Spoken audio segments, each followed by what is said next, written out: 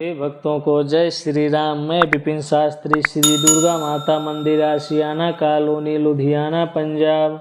गुरु Vipin Shastri channel के माध्यम से आप सभी भक्तों के बीच कार्तिक महात्म कथा लेकर उपस्थित हो रहा हूँ। 34वां अध्याय। कथा श्रवण करने से पहले हम अपने गुरु महाराज इष्ट देव का ध्यान करते हैं।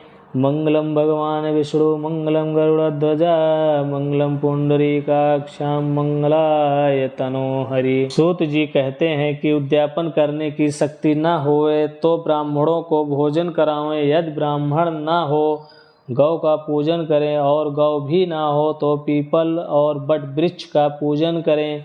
तब ऋषि पूछने लगे कि महाराज, सब वृक्षों में पीपल और बट को ही श्रेष्ठ क्यों माना गया है? वृक्ष तो सब समान ही हैं। सूत जी बोले कि पीपल विष्णु का रूप है, बट शिव का और पलाश ब्रह्मा रूप है, इसलिए उनका दर्शन और स्पर्श सब पापों का नाश करने वाला है। ऋषि कहने लगे कि ब्रह्मा विष्णु शिव वृक्ष भाव को कैसे प्राप्त हुए?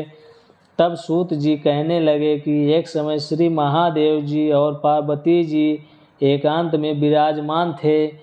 उस समय देवताओं द्वारा भेजे गए अग्निदेव ने उनके एकांतवास में कुछ विघ्न किया, जिससे पार्वती जी ने क्रुद्ध होकर देवताओं को श्राप दिया कि तुम वृक्ष हो जाओ।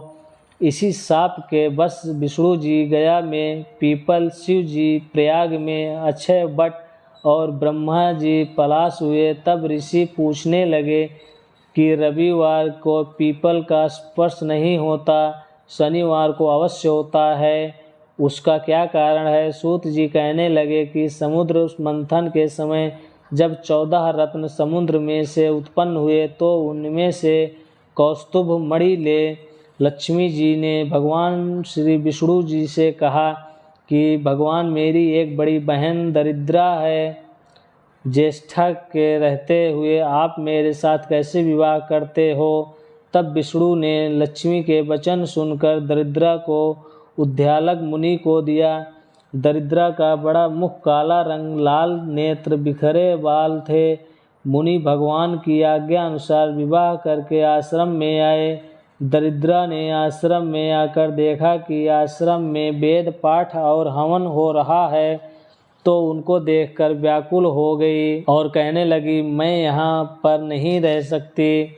ज्येष्ठा ने कहा कि जहाँ पर हवन ना होता हो, वेद ध्वनि ना होती हो, अतिथि पूजन, यज्ञ, दान, तप ना होता हो, वहीं रह सकती हूँ। नीति, धर्म, प्रिय वचन, देवता और गुरु का पूजन जहाँ होगा वहाँ नहीं रहूँगी। जहाँ चोरी जारी होती होगी तथा सज्जन और ब्राह्मणों का अपमान एवं कठोर वचन बोलने वाला होंगे, वहाँ रहूँगी। ऐसे वचन सुनकर उद्यालक ऋषि अत्यंत व्याकुल होकर कहने लगे कि अच्छा, जाता हूँ, और जब तक ना लौटूँ तुम यहाँ पीपल के वृक्ष पर रहो। सूत जी कहने लगे कि इस प्रकार उद्यालक ऋषि कहकर चले गए। तब दरिद्रा ने बहुत देर तक तो प्रतीक्षा की, मगर जब मुनि नहीं आए तो पति के त्याग में अत्यंत दुखी होकर रोने लगी। उसका रोदन लक्ष्मी जी ने वैकुंठ में सुनकर भगवान से कहा कि भगवान, मेरी बहन पति के त्याग से दुखित होकर रो रही है, उसे जाकर शांत करिए।